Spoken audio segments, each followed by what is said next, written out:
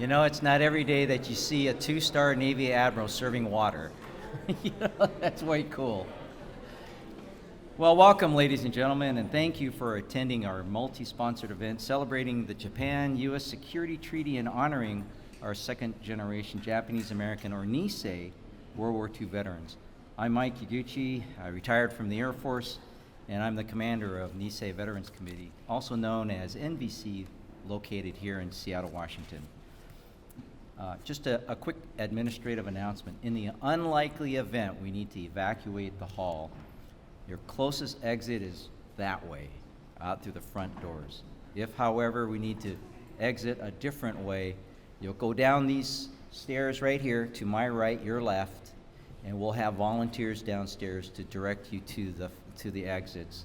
Please go across the parking lot, and we'll rally at the far corner of the lot. So thank you very much. I'm delighted to be here with all of you. It's a little bit of a cold day, but if you need me to turn the temperature of the hall up the gym, let me know. We'll be happy to do that for you. Normally this event occurs in the summer months when members of Japan's Ground Self-Defense Force train with their U.S. Army counterparts at the Army's Yakima Training Center. They take a pause in their maneuver training and allows time for them to gather with all of us here at the hall, and as well with members of the community, especially our World War II Nisei veterans and other veterans from the different eras. We especially reach out to those who have been stationed in Japan as well. This is a Japan-U.S. military program event, and we're just so happy to be able to do this event for the first time live, in person, in 3 years.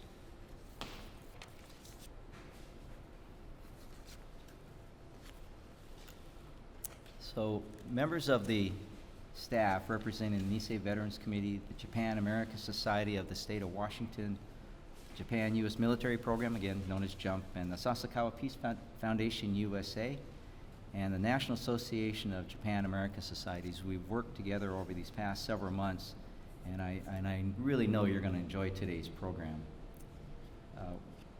We're going to say some things that are a little bit obvious because we're videotaping this event and we'll be able to post it a little bit online, so I just ask for your indulgence on the things that are just kind of obvious.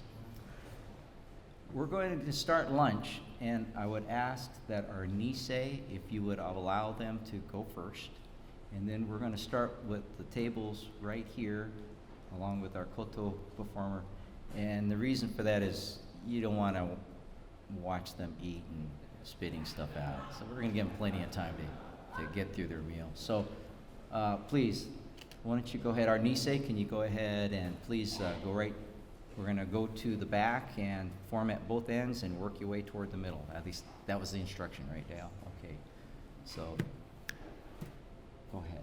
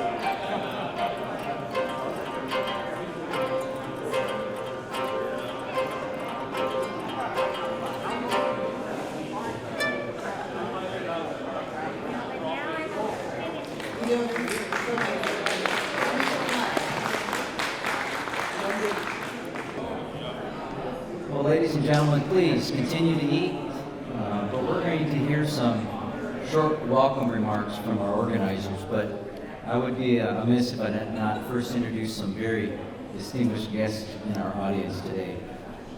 First, Consul-General Sao Inagaki, Consul-General of Japan in Seattle, and Mrs. Inagaki.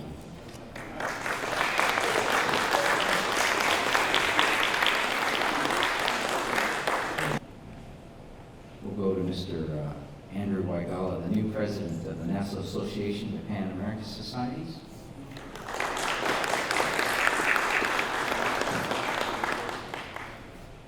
Ms. Shanti Shoji, Director of Programs for the Sasakawa Peace Foundation, USA.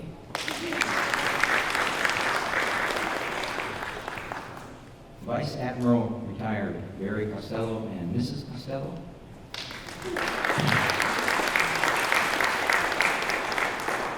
Rear Admiral Kevin Lennox, commander of Carrier Strike Group 3, and Mrs. Lennox.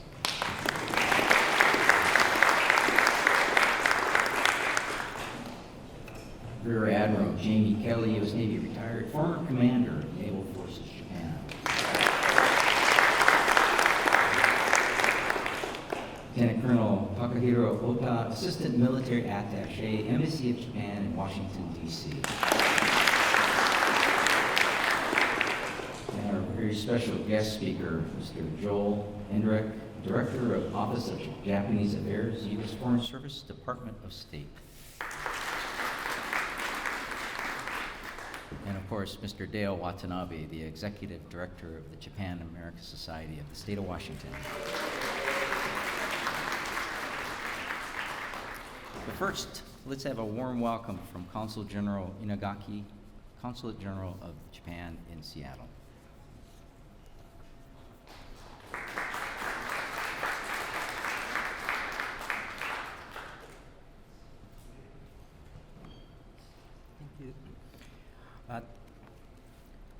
Director General Ehrendreich, Director of the Office of Japanese Affairs Department of State, Rear Admiral Kevin Lennox, Commander, Carrier Strike Group 3, U.S. Navy, Ms. Shanti Shoji, Sasakawa Peace Foundation, USA, Mr. Andrew Walgera, President, National Association of Japan-American Societies, or NAJAS, Lieutenant Colonel Takahiro Ota, Japan Ground Self-Defense Force, Vice Admiral Barry Costello, retired former Commander, U.S. Navy 3rd Fleet, Rear Admiral Jamie Kelly, retired former Commander of U.S. Naval Forces, Japan, Honorable Nisei veterans and their families, service members of both U.S. and Japanese forces, distinguished guests. Good afternoon. I'm Isao Inagaki, Consul General of Japan in Seattle. This is my first time to have the great honor of welcoming you all in person to this Japan-US military program, or JUMP, event at the NVC Hall. I express my sincere appreciation to Sasakawa Peace Foundation USA and the National Association of Japan-American Societies for hosting today's event. Especially, I would like to thank the Japan-American Society of the State of Washington for organizing as well, and congratulate them once again for their centennial anniversary this year. This program was originally started by two visionary NVC leaders, Mr. Allen Nakamoto and Mr. Dale Kaku, in 2013, 10 years ago. It was passed on to the Japan-American Society of the State of Washington in 2016 and is currently being held as one of the JUMP events. Thank you very much to Allen and Dale for setting up such a wonderful framework to bring security officers of both countries together.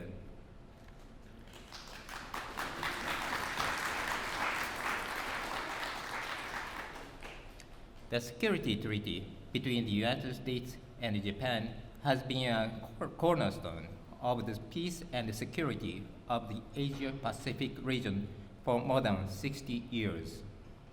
For more than 1 year now, we have seen Russia's invasion of Ukraine shake the very foundation of the international order.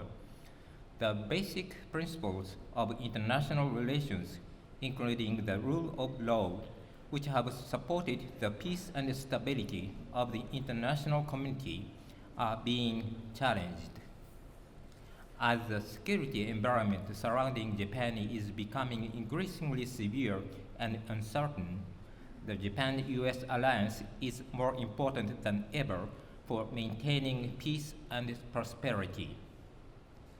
Japan and the US have been expanding and strengthening cooperation in a wide range of areas, including ballistic missile defense, cyberspace, space, and maritime security. These will enhance the deterrence abilities of the Japan-US alliance not only for peace and security of Japan, but for the Indo-Pacific region. The United States and Japan now enjoy a close relationship, but I cannot help but stress the role Nisei veterans have played in restoring trust in Japan among Americans. It is my sincere belief that our relationship would not have been the same if not for the bravery, devotion, and many sacrifices of the Nisei veterans. As we reflect on the past and the present of our military relations today, I once again would like to pay my deepest respect and appreciation to the service members and the veterans of our two countries for their many valuable contributions to our communities, our countries, and to the world. Thank you all for your attention. Thank you.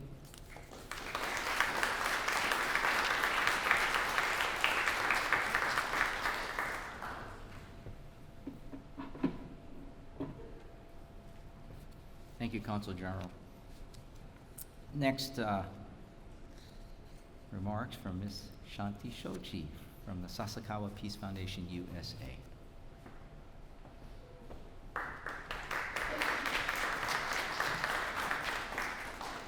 Hello and good afternoon. It is really wonderful to be here in person this year. As was stated, it's been 3 years since we've been in person, and my first year was just a virtual event. I got to be here virtually. Last year was speakers were here in person, and it was hybrid, but it's wonderful. I've heard so much about how this JUMP event really honors those who have served in the Nisei veterans, and to have everyone here together again. So yay for being beyond COVID at this point and being together again. Thank you for joining us.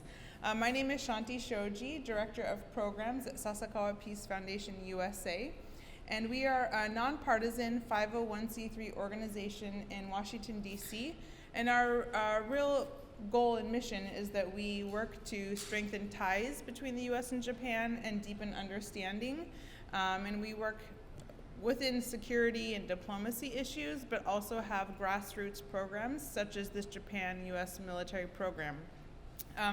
And JUMP is funded by the Embassy of Japan, so we're very thankful for the Ministry of Foreign Affairs for continuing to fund this wonderful program that brings us all together.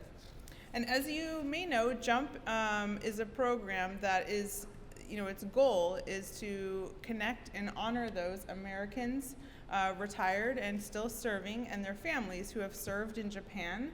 The number of Americans who serve in Japan is the largest kind of cohort or community of Americans that go to Japan and come back, and they really love Japan, as we all know, and they get connected and want to continue to engage, but sometimes there's not that outlet to do that. So we like to provide that platform, traveling around the country to hold events just like this one. And Seattle is so unique because we're always honoring the Nisei veterans, and it's wonderful that we can work with the Nisei Veteran Committee here and with Japan-America Society of the state of Washington. And also thankful for National Association of Japan-America Societies and welcoming Andy as the new president, starting March 1st, I believe. Welcome. So again, just thank you so much for joining us, and really looking forward to the key remarks we have from Joel Ehrendreich and Lieutenant Colonel Ota. We really appreciate you traveling from DC to be here with us today, so thank you.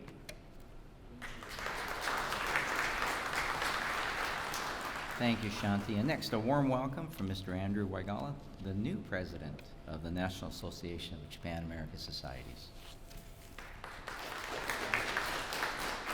Thank you, Michael.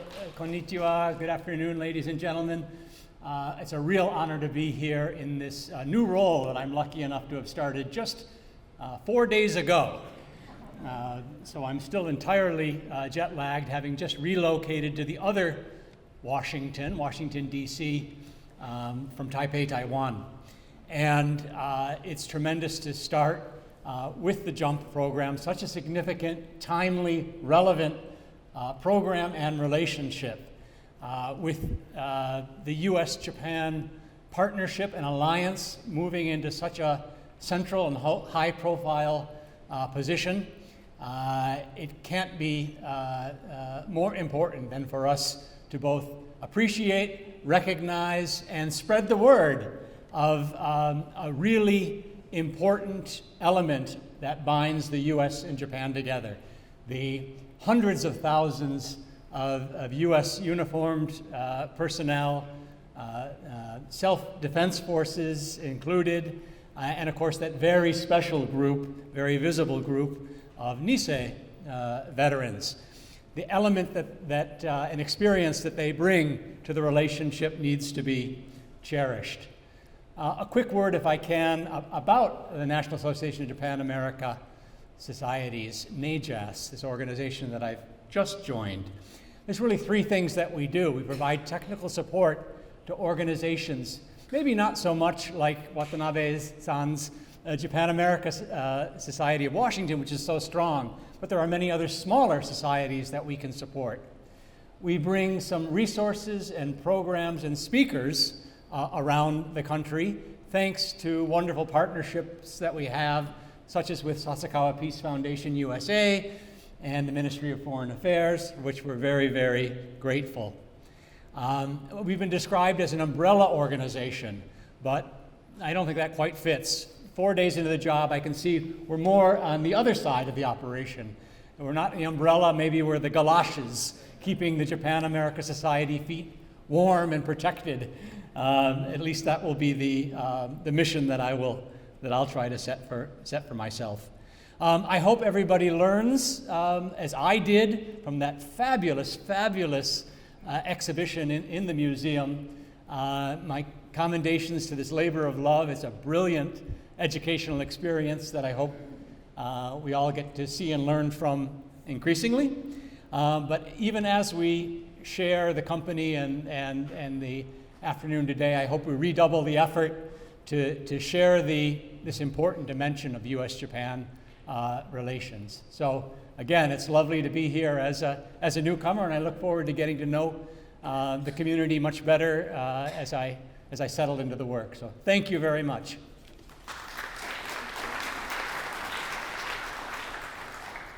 Our first speaker is Lieutenant Colonel Takahiro Ota, Japan Ground Self-Defense Force. He is an Assistant Military Attaché, Embassy of Japan, Washington, D.C.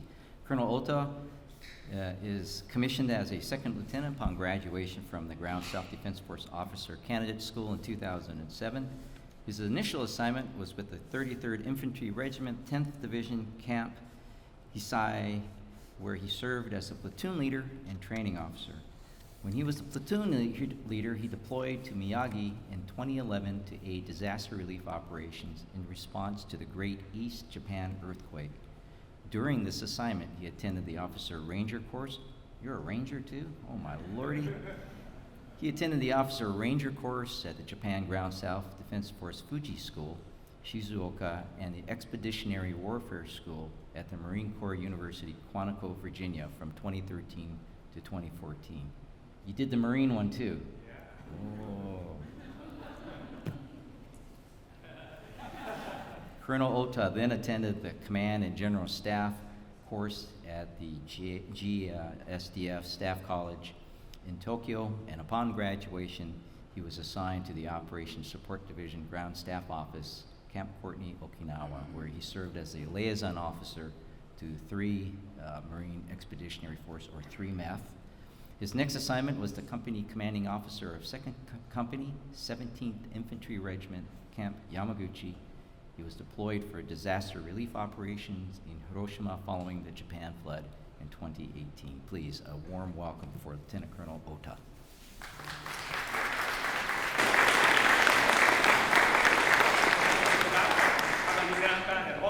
So I'm the field officer, so I'm not be used to the communication via microphone. And I'm from Kobe, and some of you may know the Kobe is the sister city of Seattle.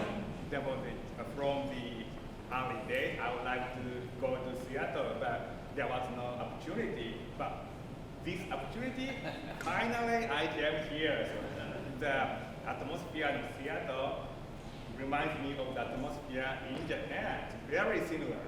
And I would like to introduce one episode. So just arrived on the airport, I got a phone call from my counterpart, U.S. Army in Pentagon. So actually, he's Japanese American. And the first question from him is it raining in Seattle?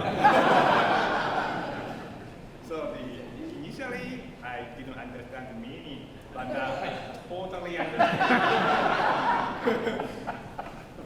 So I would like to start my remarks.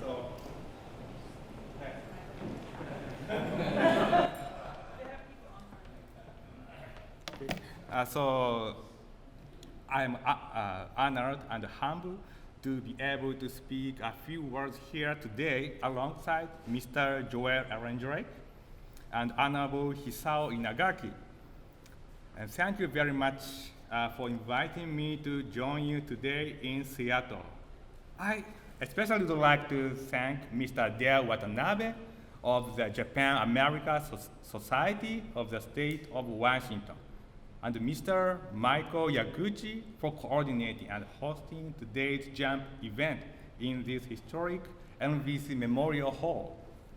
Holding this event in this hall is symbolic and speaks to the effort of the state of Washington to strengthen the understanding of U.S.-Japan alliance. And let me start with looking back on the history between our two countries. Our grandfathers' ancestors fought fierce battle against each other across the Pacific. If I'm allowed to touch on my personal story, as the introduction, my first assignment as second lieutenant, platoon leader was 33rd Infantry Regiment, Japan Ground Self-Defense Force, of course. But the regiment is famous for the regimental number, and its location of the camp is same with the one before World War II, meaning the Imperial Japanese Army. Imperial Army 33rd Infantry Regiment fought with U.S. forces in Philippines. And its very last battle at regiment was conducted in the island Leyte. So initially, the first company was annihilated, and the second company was annihilated, and then lastly, the third company of the Imperial Army 33rd Infantry Regiment that was annihilated. The battle was very fierce. So the Japanese soldiers, they fought till death. And of course, their mind is saying, go for broke. And the other day, I had an opportunity to talk to a Marine Corps general. He said, we, American forces and Japanese forces, can understand each other because we fought to the bitter end. So he called it that the war fighter spirit. Now the US and Japan have the strongest alliance, so this is truly a war fighting spirit. So let me now speak to the security environment surrounding us. We are currently living in an age when we have started to see less and less distinction between war and peace. For example, Vladimir Putin didn't declare war on Ukraine. Instead, he called it special military operation. What's that?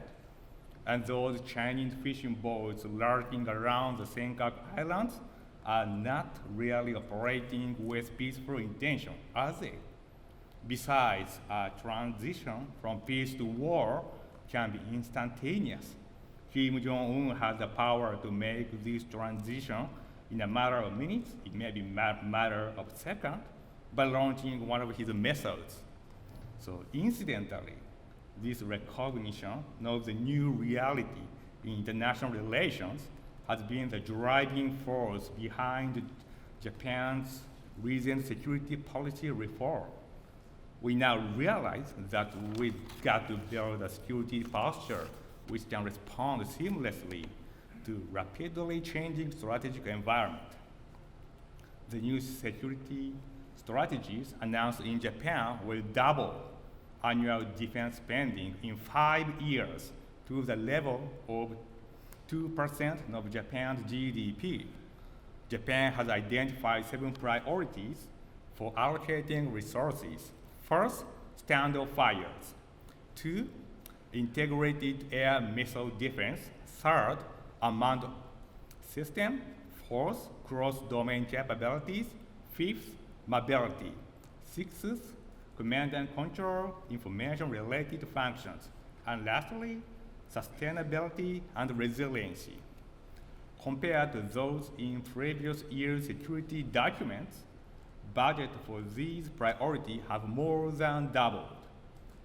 The increase in defense spending allows the Japan Self-Defense Force, JSDF, to invest more in future capabilities beyond just maintaining the current end strengths of the JSDF. There are 2 target years for phased capability development. By 2027, the JSDF aims to have sufficient capabilities to disrupt and defeat an aggression against the nation. The JSDF will maximize the use of existing equipment with sufficient ammunition and hardened defense facilities, at the same time investing in future core capabilities. By 2032, the JSDF aims to beef up its capability so that it can disrupt and defeat an aggression earlier and far from its shore. Such capability will include standoff fires to be developed going forward. As aligned as our security policies may become and as sophisticated as our weapon system may grow, in the end, it still comes down to the people behind them, the people on the ground, the people who risk their lives, which brings me back to the servicemen and women of JAMP. In closing, I would like to reiterate my deep gratitude to all of you for your contributions to our alliance. I would also like to take a moment to express my appreciation to everyone at Sasakawa Peace Foundation, USA, and of course, the National Association of Japan-American Societies, whose efforts have made today possible. JAMP continues to go from strength to strength, and I look forward to what lies ahead. Thank you very much. ありがとうございました。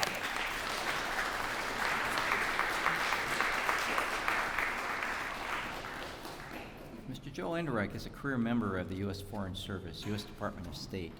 He serves as the Director of the Office of Japanese Affairs. Previously, he served as the Director of Regional Security Policy in the Bureau of East Asian and Pacific Affairs.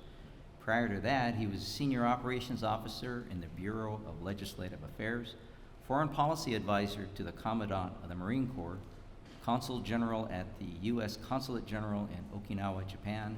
He also served as an economic counselor at the U.S. Embassy in Manila, was an economic and political counselor at U.S. Embassy Singapore, a political military and external unit chief at U.S. Embassy New Delhi, a political officer at the Embassy of Tokyo. Boy, you've got a deep career at state. My gosh. Visa officer at Sydney and a consul and political officer in Togo, West Africa. He also served in the White House Situation Room as a senior duty officer. That's where I remember you from. Yeah. He also is a graduate of Drake University in 1985 with a Bachelor of Business Administration degree. He served in the Peace Corps in Niger, West Africa from 85 to 87 and worked for several years in the private sector. His wife, Rachel, also is a Foreign Service officer. Please, a warm welcome from Mr. Joel Ehrendreich.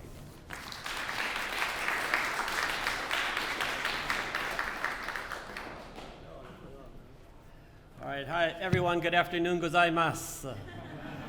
So thank you for that warm introduction, Mike, and thank you to Dale for inviting me here. It's just such a thrill to be back in Seattle. I do want to recognize Inagaki Soryoji.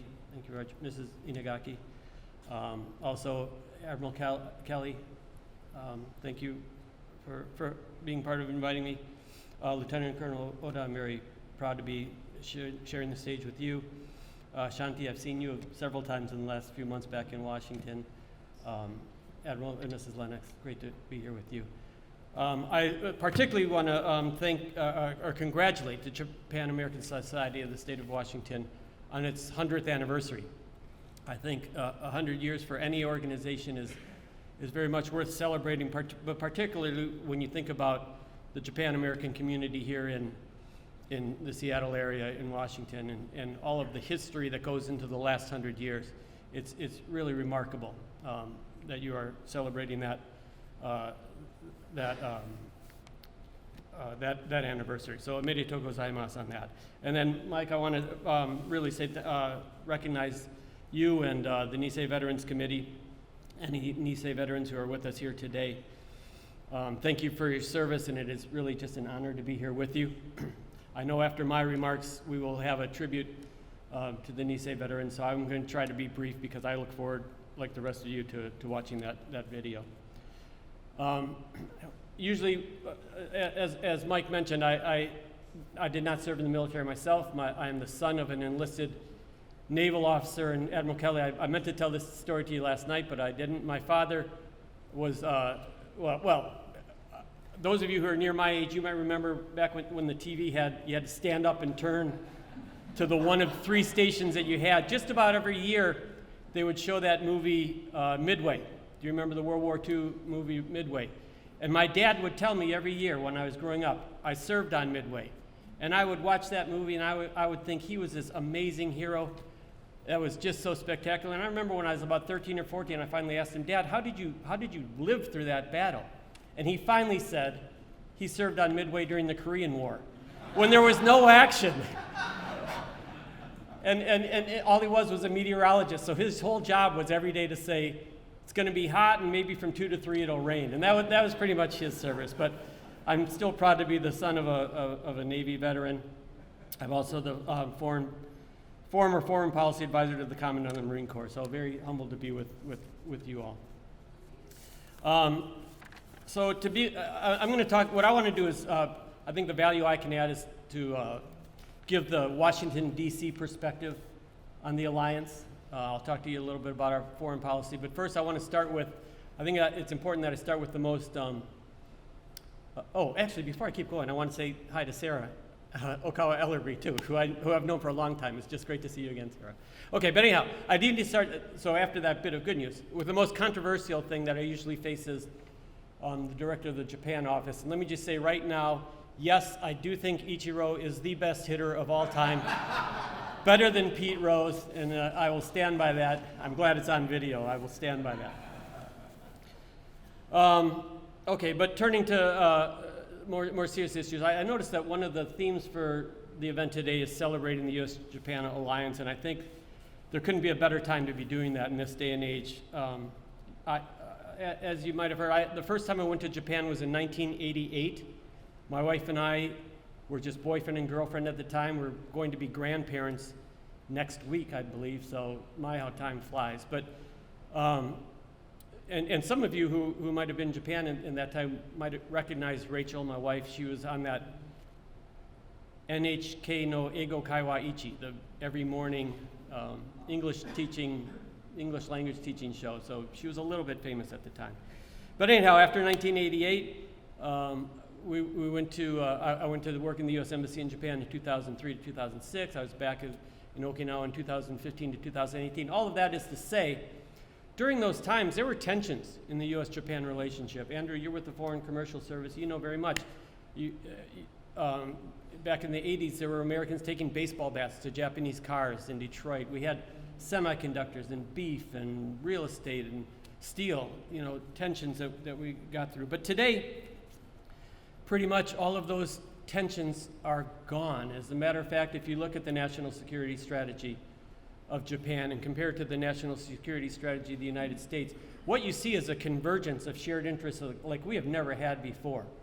The U.S. and Japan agree on almost everything in terms of our strategic interests. So the question is then, what are we doing about it? What are we going to do now that we agree on the problem set? And so I'll tell you specifically what we're doing in the State Department. I'm going to give you U.S. policy for Japan. And the good news is, I think, if Inagaki-san was going to come up here and explain to you Japanese policy towards the United States, they would sound quite similar. I think we're really on the same page. So what we have is what we call the 4 North Stars, our 4 buckets of priorities in the relationship. And frankly, now that I just said that out loud, 4 North Stars, that's kind of a stupid kind of way to put it, because there's one North Star which guides you to where you want to go. If you had 4 North Stars, that'd be kind of confusing. We have to rethink what we call these. But anyhow, the first priority that we have is to modernize the alliance. And Ota-san did a good job of describing specific steps that the Japan Self-Defense Forces are taking. But I was just in Tokyo up until yesterday discussing this. And the main part of our security relationship is done through our 2+2 dialogue. Secretary Blinken and Secretary Austin met with their Japanese counterparts in Washington in January. And then guys like me follow up on that throughout the year. And so specifically in our security relationship, we're talking about new force posture in the Southwest Islands, new marine capabilities that we're bringing, the Japanese self-defense forces putting new capabilities down there. We're talking about the roles, missions, and capabilities that get into the Tomahawk missiles. Actually, I'm not allowed to say Tomahawk missiles yet. A counter-strike capability that may be purchased from the United States, let's say. We're talking about how we're enhancing our extended deterrence in the region. And we're talking about joining with other allies and partners. Japan has recently signed a reciprocal assets agreement with Australia and with the UK. Japan is talking to NATO more than ever before. And we had some very good trilateral U.S.-Japan Republic of Korea talks recently. And I think the Philippines is another country that's ripe for greater cooperation. The second priority in our relationship for us is to make our great relationship truly global. So the United States and Japan obviously share a great appreciation for democracy and human rights and trying to spread economic prosperity through the region and around the world. So instead of us just kind of talking about it locally or regionally, just between the two of us, we're going to use our collective strength to try to change the world together. So whether that's in the UN, and Japan just rejoined the UN Security Council in January, or this year Japan is the chair, the host of the G7, and through the G20 and other places, we're talking about not just working, to make our relationship better, but to make the world better. And another important one, I think, is the Quad, the U.S., Japan, India, Australia Quad. That's the office that I worked in before I came to the Japan desk. To me, when you talk about the collective maritime and security power of those 4 countries, this is perhaps the most important diplomatic tool that we have for the next 10, 20, 30 years. So please keep your eyes on the Quad. The third of our top priorities is taking our economic relationship to a new level. So we have been trade opponents and then competitors for decades, and our companies will always be competing with each other. But we found out, particularly through the pandemic, that we can and should be working together for our mutual prosperity. So whether that's together working to secure supply chains and make sure we're not overly dependent on any one large country in the region that I won't name, or whether we're working to develop the ecosystem that provides the numbers of scientists that we need to maintain a technological superiority in semiconductors, or the future of quantum computing, or even things like cancer research. These are areas that we're actively talking with each other nowadays making sure we assure our positions of global leadership. And then the last priority, the final priority I say for last because I think it's the one that really affects the people in this room most, that is our people-to-people ties. We need to reinvigorate our people-to-people ties. Even before the pandemic hit, the number of students from Japan coming to the U.S. and the number of people-to-people exchanges we had were starting to go down. And then the pandemic hit, and of course, we were severely affected by that. Over the last year, we noticed our student visa numbers start to climb back a little bit, but they're still not anywhere near what they need to be. What we want to do at the State Department, this is really where I think my office is underperforming. We need to do better. We don't want to just return to pre-pandemic levels. We want our people-to-people ties to really flourish. And so that's where I think Japan-American Society of the State of Washington and people in this room who have been working on this is all about U.S.-Japan people-to-people ties, right? This is where I think that you all play such an important role because as non-government organizations, you are the ones who are building the real important ties, the ones that make people from our two countries want to know each other better. And on the sign back there in the back of the room, connection through business, culture, and schools, this is exactly what we need more of. I think the government's too focused sometimes on our exchanges being think tankers and academics and maybe future leaders or something like that. But it is the business of the culture within the schools. That's the foundation of our beautiful relationship between Japan and the United States. And I hope you will do more to make those ties even stronger in the years ahead. And I would love to hear from you your ideas for what the government can do to help you in building those ties or what we can do as a government even better. So anyhow, there it is. Now you are insiders as to what is our U.S. policy towards Japan. I'm happy to stick around if anybody has any questions or comments afterwards. I'd love to talk to you more. Let me just, again, conclude by thanking all of you for being here today, listening to me today. It is truly an honor for you. I could go on and on forever. I am so enthusiastic about the U.S.-Japan relationship right now, but I will stop right there. And just say, let's keep the momentum going. We have a good thing going. Let's keep it going, and let's make it even better. So thank you all very much. Arigatou gozaimasu.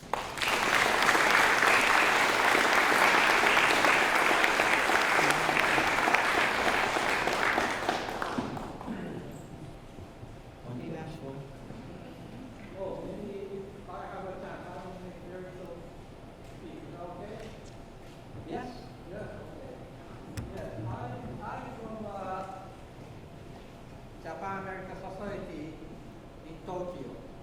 The chairman of Japan-American Society in Tokyo is Mr. Ichiro Misaki. He is also the chairman of the Federation of Japan-American Society, all the Japan-American Society, including this Japan-American Society. Maybe some of you know Mr. Misaki very well. He speaks a very good English. The reason why he speaks good English is that he spent his junior high school and high school period in Seattle. So his English is from Seattle and he wanted to come. But the invitation came to me. So I went to Mr. Kumisaki wanted, but I will go. I'm sorry. Maybe I will be fired. But he said, "Itterashai, have a good trip." So I can leave.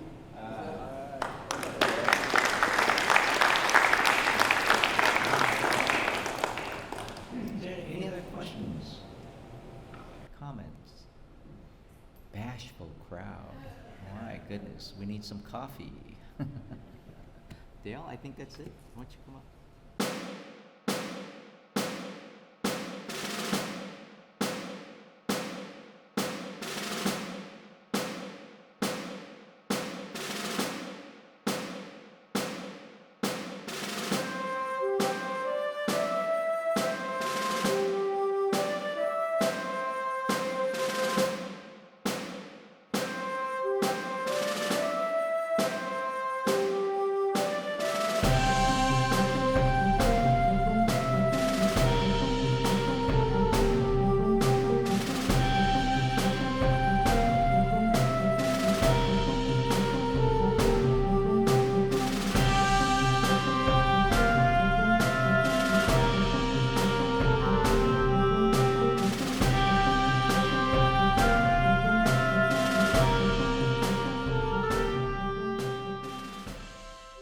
I'm Drew Taguchi. I'm a current senior at the University of Washington. Hi, I'm David Fukuhara.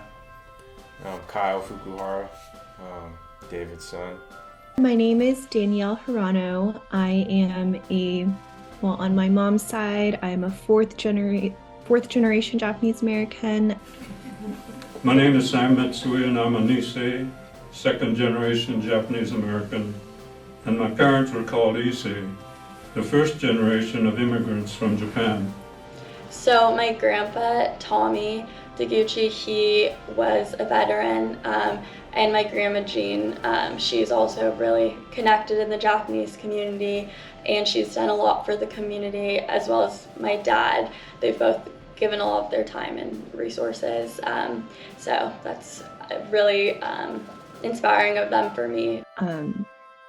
Understanding Japanese American history and the incarceration is very helpful in understanding what is going on with our current immigration policies, especially with migrants at our southern border and then migrants from predominantly Muslim countries. I did a case study on for my senior thesis in college about Trump's Muslim ban and Japanese American incarceration. But I think it's a very important moment in history that ties back to a lot of the things that we are experiencing now with racism, xenophobia, immigration policy. And I felt like it was a very wonderful thing to learn about my family's history and be able to contextualize it and what we're experiencing today. The title of my talk is Good Things Grow from Horse Manure. I'm here today to tell you about being placed in an American concentration camp after Pearl Harbor, and to honor my best friend, PFC Tom Haji, and the Niseis that served in the segregated 100th Battalion 442nd Regimental Combat Team and the Secret Military Intelligence Service during World War II.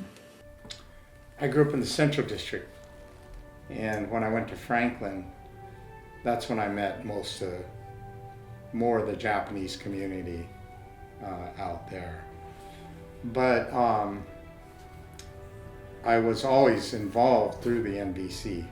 Like I met a lot of my friends actually that I met, they lived on like the east side actually, like Bellevue and stuff, and I would never really interact with them otherwise, you know, so I always thought NVC, it was cool that NVC kind of brought like a lot of Asian people from Seattle, Renton, you know, but then also brought in people from like Bellevue, Interlake, Issaquah even, and yeah, it was just people that I never would have hung out with otherwise, really.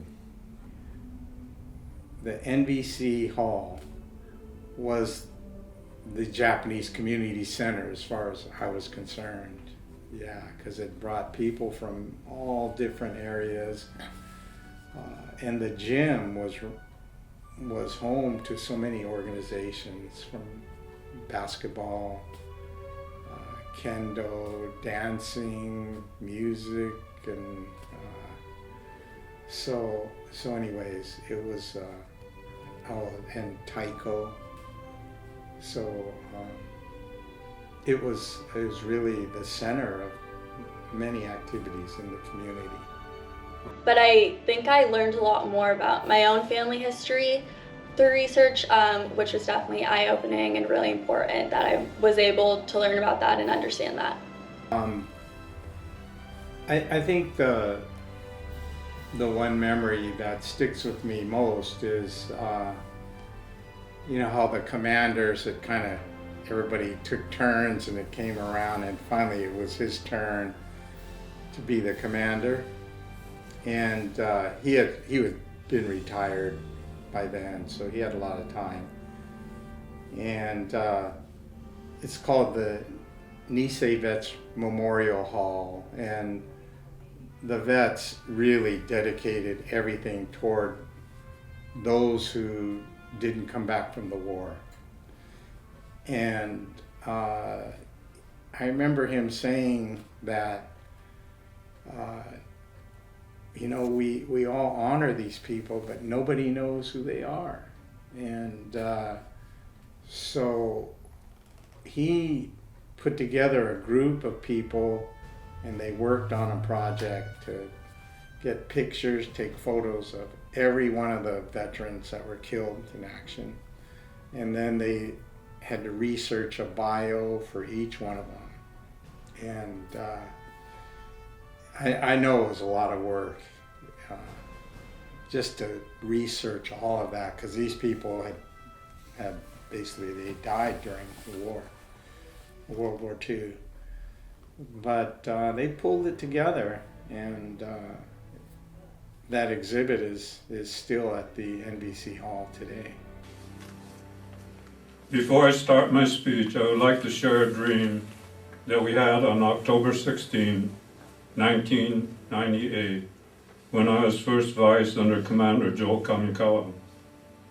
We had a meeting with members of the NVC, Women's Auxiliary, and Sansei to discuss the future direction of our organization due to the increasing difficulty to fill elected positions due to the aging and passing of the Nisei veterans and the Sanseis.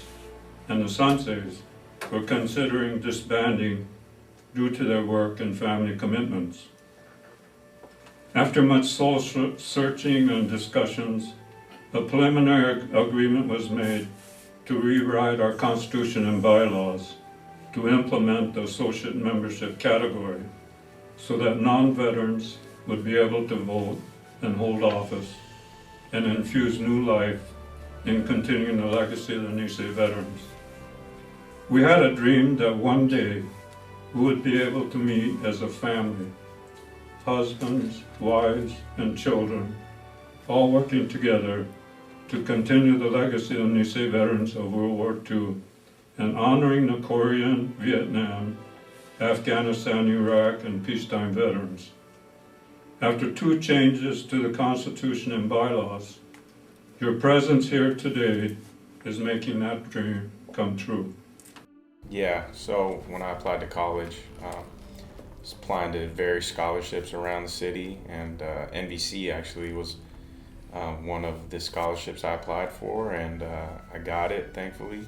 So it definitely helped out with my tuition, and for a place like NVC to exist, and for them to have these kind of monuments like the wall and that, you know, the pictures of the heroes killed in action, you know, it's important to kind of look back and just see what they've done, and like you said, how their sacrifice has been able to give us opportunity today.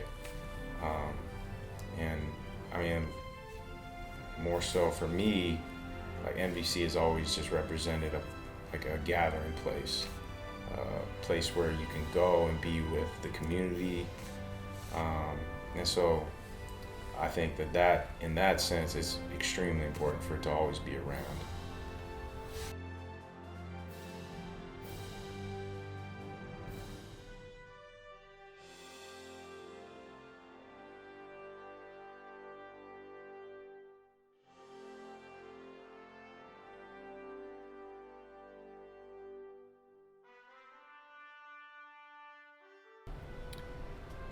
These are some of the Nisei veterans who passed in this last year, toward the end of 21 and 22. If we missed anybody, you know, I apologize, but at least I think we'd like to show some of the folks. And I think you'll notice that there's a few guys here. And toward the end here, you'll see all of the Nisei veterans who created this place. And then an example of our Memorial Day ceremony, which back in 2018, that actually showed how many were left. And then last year, the one that was able to come and be part of our Memorial Day.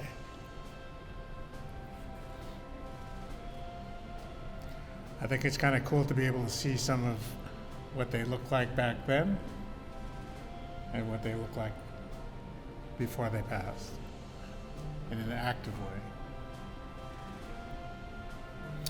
So a lot of these guys, those of us who've been here for me, I grew up here. So 2019, and Kim Muramoto, who you see there with the Boy Scouts, was the only vet that was able to meet us at and in 2018, this was our jump combination of Ground Self-Defense Force and the U.S. Army guys from Joint Base Lewis McChord. So I hope you'll appreciate the veterans that that passed. I'm not sure what to say sometimes, because it's been so many of them, and I only know of a few that are left. Two of them actually, because we want to kind of honor the guys who are still here. So the guy on the left is Kim Muramoto. Kim Muramoto was 442 I Company. He served in France. In fact, the Consul-General of France in San Francisco came up back in April to give him the Legion of Honor, which is France's highest military honor. And he considers it, Kim considers it, and his son considers it, not necessarily what he did, but what he represents, the guys in the I Company and others of the 442 who really defended and did so much in France. Then on the right is Shigotani. Shigotani was one of the replacements, but he served toward the end of the war. He was with the 522nd. The 522nd was an artillery division as part of the 442nd. They were known to be one of the most accurate artillery divisions in throughout the war, and it's because they had all these Japanese American Nisei engineers. They knew angles. They knew how to get things where they're supposed to be. But Shig just turned 96 in January. Kim turned, I told you that he turned 100 in January. Did I say that? But the guy that I haven't talked about his name is Johnny Gogo. Johnny is actually a Superior Court judge in Santa Clara County in San Jose, California. And he's got a 48-star flag project. So he's been going around for the last several years having incarcerees and Nisei veterans sign this 48-star flag, because 48 stars was what our flag looked like back in World War II. So he came back up here a month ago, and I was able to take him over to Kim's and to Shig's, and this is the second time they've signed a flag. The first flag that they signed is actually in the Japanese American Museum in San Jose. Johnny Gogo's goal for this one is to take it to the Smithsonian to try and remember some of these folks.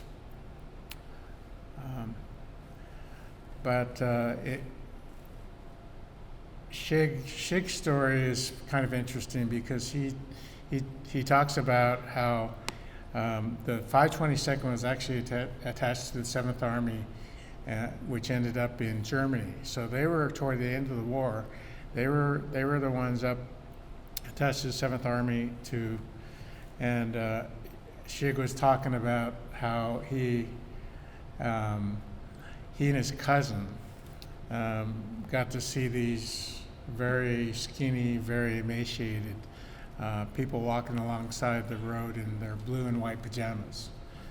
If you don't know, 522nd was one of those units that was part of the freeing of Dachau.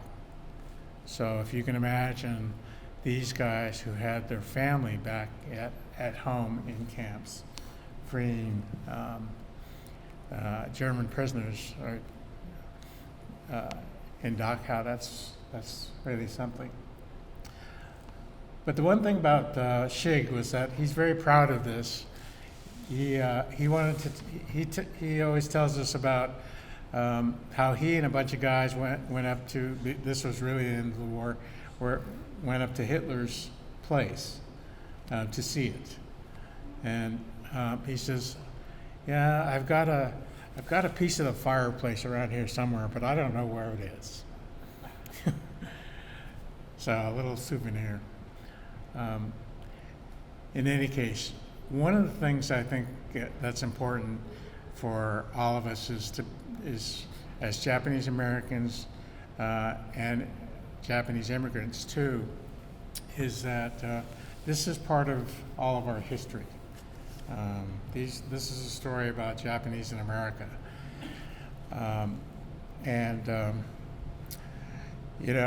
For Japan America Society, we do a lot to connect people. But one of the connections I thought was very important was we need to be able to connect people to our history and our past. And so on a regular basis, all the interns, all the people who come to us as an exchange, so students, all of that, I bring them here. I bring them here to be able to show them and talk about the history of Japanese America, because and I know some of you from our border here too. This is their history as well. This is your history as well, because the new Issei, the new Nisei, the new Sansei, are going to be inheriting this, and this is an American story. So,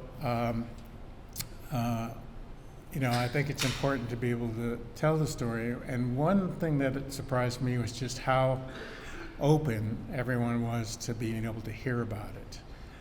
I think for some of us who've been here forever, haven't always realized that it's of interest to some of the Japanese students who come over. It's of interest to everyone who actually is interested about the history. But you heard about, and thank you, Joel, for acknowledging the Japan America Society's 100 years. This is our 100th anniversary and celebration. We're doing events every month for that. So consequently, we've been trying to capture the history of what's gone on with Japan America Society. And so I've been doing a lot of video recording and so on. And this guy here, Daniel. So Daniel was actually one of our interns about 6-7 years ago. Daniel Lazara. And I found this picture because Joel was talking about all the people in the elevator who had some costumes on because of the Comic-Con going on right now. So I had to bring this one out. But Daniel was an intern. He was obviously American here locally. He became interested in Japan and Japanese. He told me that in high school his sister was taking Japanese, and he happened to be going by the classroom and saw the Japanese characters. And he says, "That's really cool," and decided, so he started taking Japanese and so And so consequently, he came to us because of that. And you can see some of the connection here. And then he went on, he moved to Japan, he's been spending some time there. He came back about 6 months ago. And so, of course, I said, well, let's do an interview. And so he talked about his experience as an intern and as one of our staff for a short time. But I said, what stood out to you? What do you remember that stands out? And he stopped and said, the visit to the NVC Memorial Hall. I said, what? And I said, why? And he said, well, first of all, it was very interesting, the fact that these guys did so much and so much bravery. And he said it was a little bit sad because they shouldn't have to prove their loyalty by having to fight. But he said, it was inspirational to me because I'm a second generation. I'm the son of an immigrant. He said my father's from Peru, and he's always been discriminated against. He's always had a tough time, and so on. And he said, I thought that if there was a time where there was more understanding and diversity and so on, and programs that where people could understand different cultures, that he would have had a much better experience in America. So it makes me believe that we do have a role as individuals at all of our levels that make a difference.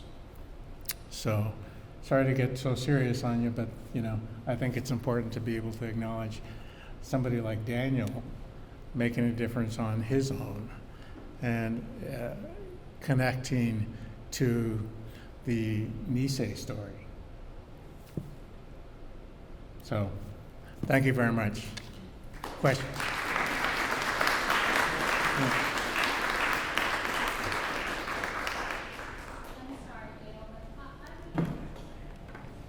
Introduce the first song.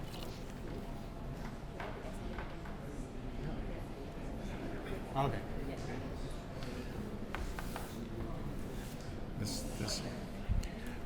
By the way, we've still got a lot of food if you want to take food home.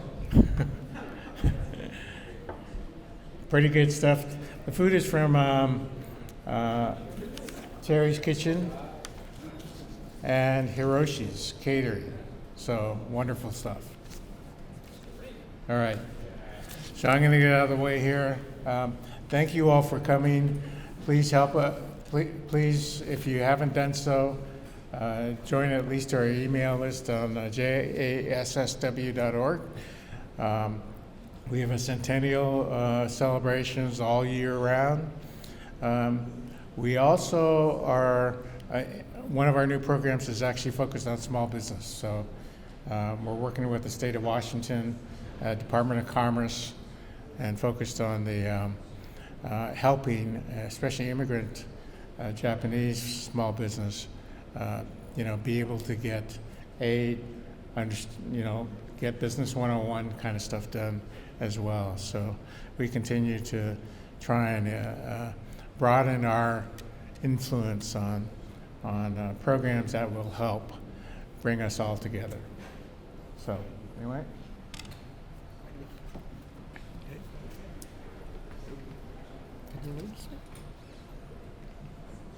Hello. Hajimemashite. We are Seattle Kokon Taiko. We will be playing two pieces for you. The first one is called Kakeru, which is written by Ryo Shimamoto from Wakayama-ken. And the imagery inspires, it's sort of a freedom song. The imagery inspiring it is of things flying freely through the sky.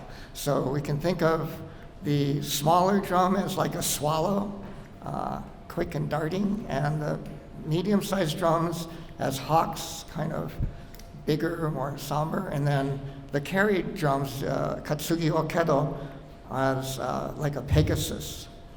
flying through the air. So this is kakeru.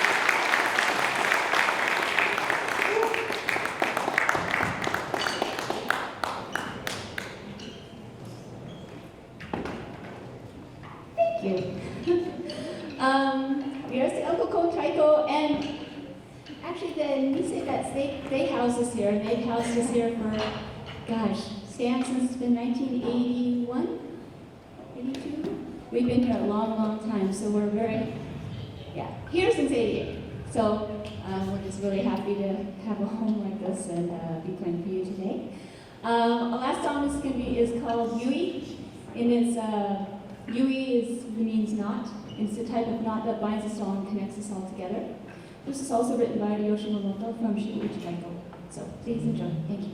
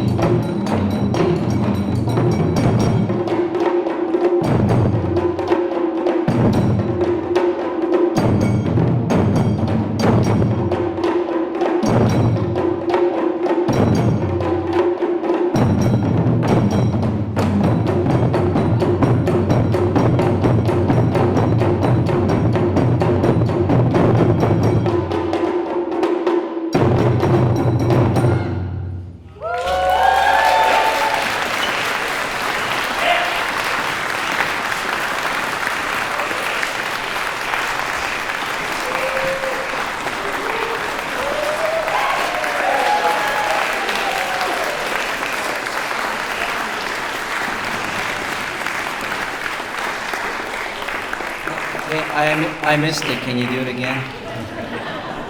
Ladies and gentlemen, that concludes the formal portion of our program today. Thank you so much for attending. Again, Colonel Ota, Mr. Ehrendreich, thank you so much for being our very distinguished speakers. There is a survey on the Japan American Society of States of Washington's website. If you'd be kind to provide some feedback to us, we always want to have continuous improvement. Thanks again for attending. Have a safe trip home. Oh, lots of food in the back. We're not going to close up just yet, so thank you.